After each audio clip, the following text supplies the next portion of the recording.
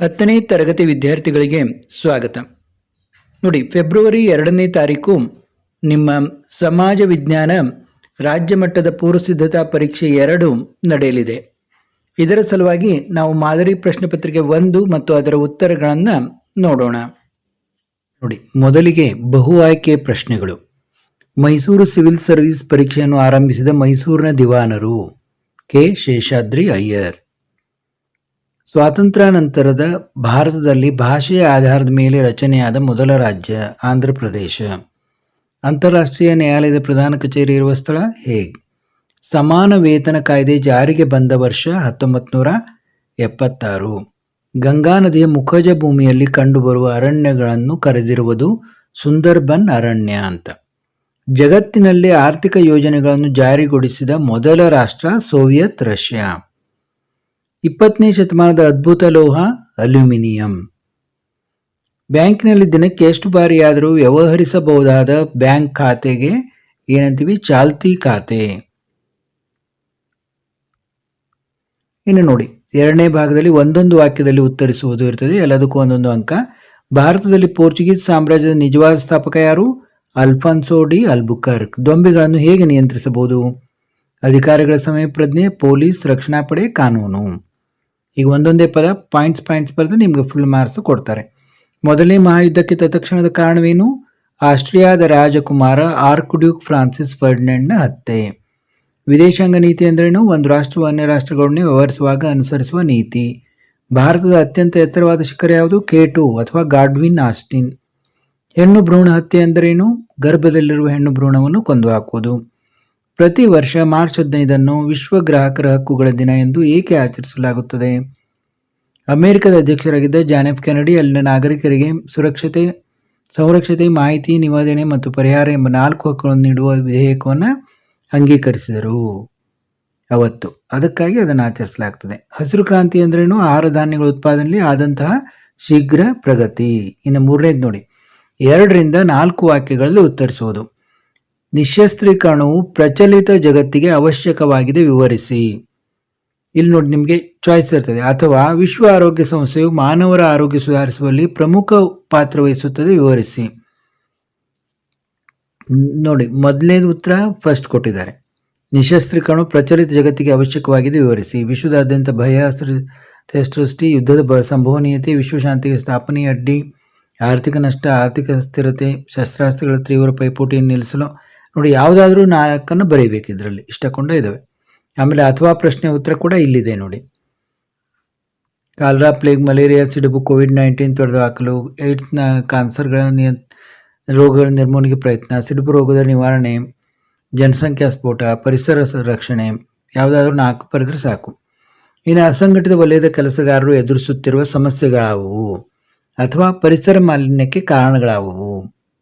ನೋಡಿ, ಎಲ್ಲ ಓಡ್ತಾ ಹೋದರೆ ವಿಡಿಯೋ ತುಂಬ ದೊಡ್ಡದಾಗುತ್ತೆ, ನೋಡ್ತಾ ಹೋಗಿ.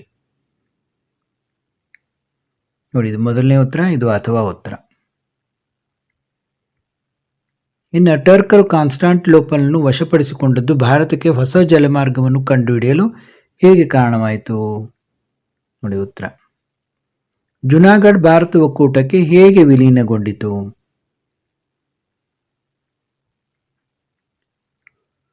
ಖಾರಿಫ್ ಬೇಸಾಯವು ರಬಿ ಬೇಸಾಯಕ್ಕಿಂತ ಹೇಗೆ ಭಿನ್ನವಾಗಿದೆ? ನೋಡಿ, ವ್ಯತ್ಯಾಸವನ್ನು ಬರೀಬೇಕು. ಯಾವುದಾದ್ರೂ 2 ವ್ಯತ್ಯಾಸ ಬರೆದ್ರೆ ಸಾಕು ನೀವು. ಭಾರತದ ವಾಯುಗುಣದ ಮೇಲೆ ಪ್ರಭಾವ ಬೀರುವ ಅಂಶಗಳಾವುವು?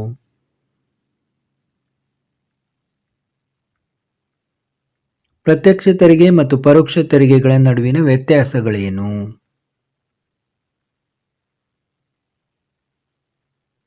ಗ್ರಾಹಕ ಸಂರಕ್ಷಣಾ ಕಾಯ್ದೆಯ ಮುಖ್ಯ ಉದ್ದೇಶಗಳನ್ನು ವಿವರಿಸಿ. ಇನ್ನು 6 ವಾಕ್ಯಗಳಲ್ಲಿ ಉತ್ತರಿಸುವುದು. ಇಲ್ಲಿ ನೋಡಿ, ಚಾಯ್ಸ್ ಇದೆ. ಸಹಾಯಕ ಸೈನ್ಯ ಪದ್ಧತಿಯು ಭಾರತೀಯ ರಾಜರನ್ನು ನಿಯಂತ್ರಿಸಲು ಬ್ರಿಟಿಷರಿಗೆ ಹೇಗೆ ಸಹಾಯಕವಾಯಿತು? ಅಥವಾ ದಯಾನಂದ ಸರಸ್ವತಿಯವರು ಭಾರತೀಯ ಸಮಾಜವನ್ನು ಸುಧಾರಿಸಲು ಹೇಗೆ ಪ್ರಯತ್ನಿಸಿದರು? ನೋಡಿ, ಮೊದಲನೇ ಉತ್ತರ ಇಲ್ಲಿ ಕೊಟ್ಟಿದ್ದಾರೆ. ಆಮೇಲೆ ಅಥವಾ ಪ್ರಶ್ನೆಯ ಉತ್ತರ.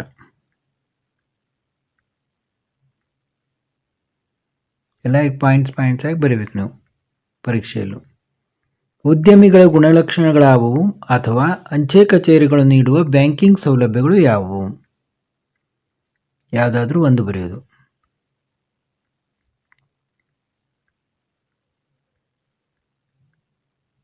ಅಂಚೆ ಕಚೇರಿ, ರಾಷ್ಟ್ರೀಯ ಉಳಿತಾಯ ಪತ್ರ, ಅಂಚೆ ಉಳಿತಾಯ ಖಾತೆ, ಕಿಸಾನ್ ವಿಕಾಸ, ಮಾಹಿ ಅಂತಿರುಟಿ, ಅಂಚೆ ವಿಮೆ, ನಿವೃತ್ತಿ ವೇತನ, ಹಣ ವರ್ಗಾವಣೆ.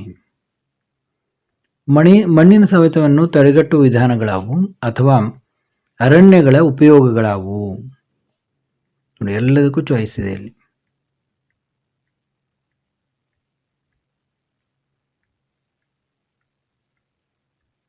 ಗ್ರಾಮೀಣ ಅಭಿವೃದ್ಧಿಯ ಮಹತ್ವವನ್ನು ವಿವರಿಸಿ ಅಥವಾ ಸಾರ್ವಜನಿಕ ಹಣಕಾಸಿನ ಮಹತ್ವವನ್ನು ವಿವರಿಸಿ.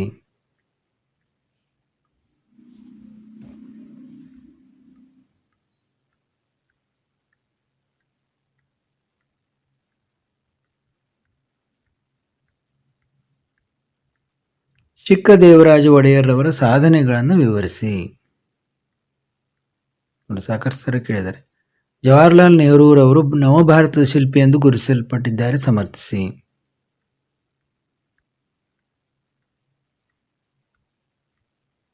ಸಾರ್ವಜನಿಕ ಆಡಳಿತದ ಪ್ರಾಮುಖ್ಯತೆ ಹೆಚ್ಚುತ್ತಿದೆ ಏಕೆ?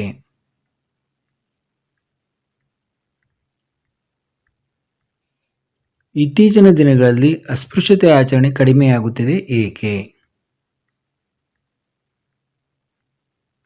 ಕೈಗಾರಿಕೆಗಳು ಕೆಲವು ಪ್ರದೇಶಗಳಲ್ಲಿ ಮಾತ್ರ ಕೇಂದ್ರೀಕೃತವಾಗಿರುತ್ತವೆ ಏಕೆ? ನೋಡಿ, ಉತ್ತರವನ್ನೆಲ್ಲ ನೋಡ್ತಾ ಹೋಗ್ಬೇಕು ನೀವು. ಇನ್ನು 8 ರಿಂದ 10 ವಾಕ್ಯಗಳಲ್ಲಿ ಉತ್ತರಿಸೋದು. 5ನೇ ಭಾಗದಲ್ಲಿ ಭಾರತದಲ್ಲಿ ಬ್ರಿಟಿಷ್ ಶಿಕ್ಷಣದಿಂದಾದ ಪರಿಣಾಮಗಳನ್ನು ವಿವರಿಸಿ ಅಥವಾ ಭಾರತದ ಸ್ವಾತಂತ್ರ್ಯ ಹೋರಾಟದಲ್ಲಿ ಮಂದಗಾಮಿಗಳ ಪಾತ್ರವನ್ನು ವಿವರಿಸಿ.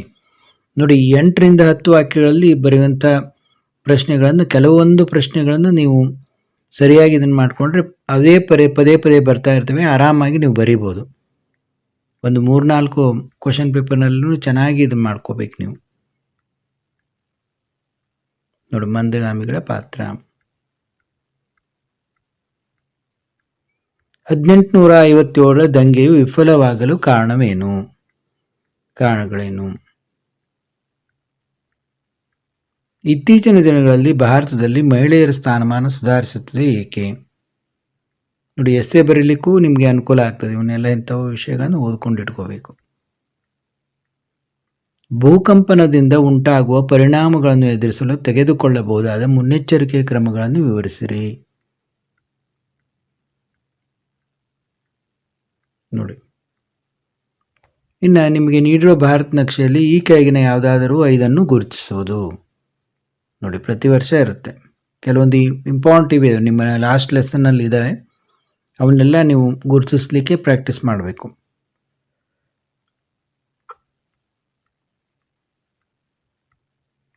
ನೋಡಿ, ಈ ರೀತಿ ನೀವು ಗುರುತಿಸ್ಲಿಕ್ಕೆ ಪ್ರಾಕ್ಟೀಸ್ ಮಾಡಬೇಕು. ನೋಡಿ, ಶ್ರೀನಗರ ಎಲ್ಲಿದೆ? ಇಂದಿರಾ ಗಾಂಧಿ ಅಂತಾರಾಷ್ಟ್ರೀಯ ವಿಮಾನ ನಿಲ್ದಾಣ ಎಲ್ಲಿದೆ? ಅಕ್ಷಾಂಶ, ನರ್ಮದಾ ನದಿ, ಬಾಂಬೆ ಹೈ, ಪಶ್ಚಿಮ ಘಟ್ಟ, ಹಿರಾಕುಡ್ ಯೋಜನೆ. ನೋಡಿ, ಯಾವ್ಯಾವ ಎಲ್ಲೆಲ್ಲಿದ್ದಾವೆ ಅಂತೆಲ್ಲ ಕರೆಕ್ಟಾಗಿ ನೀವು ಏನು ನಿಮ್ಮ ಒಂದು ಆ ಪಾಠದಲ್ಲಿ ಕೊಟ್ಟಿದ್ದಾರಾ ಮತ್ತು ವಿವಿಧ ಈ ಪ್ರಶ್ನೆ ಪತ್ರಿಕೆಗಳಲ್ಲಿ ಕೇಳಿದಾರ ಅವನ್ನಷ್ಟು ಇದನ್ನು ಮಾಡಿದರೆ ಆರಾಮಾಗಿ ಬರೀಬೋದು ನೀವು. ಮತ್ತೆ ಮುಂದಿನ ಪತ್ರಿಕೆಯೊಂದಿಗೆ 2ನೇ ಪತ್ರಿಕೆಯೊಂದಿಗೆ ಭೇಟಿಯಾಗೋಣ.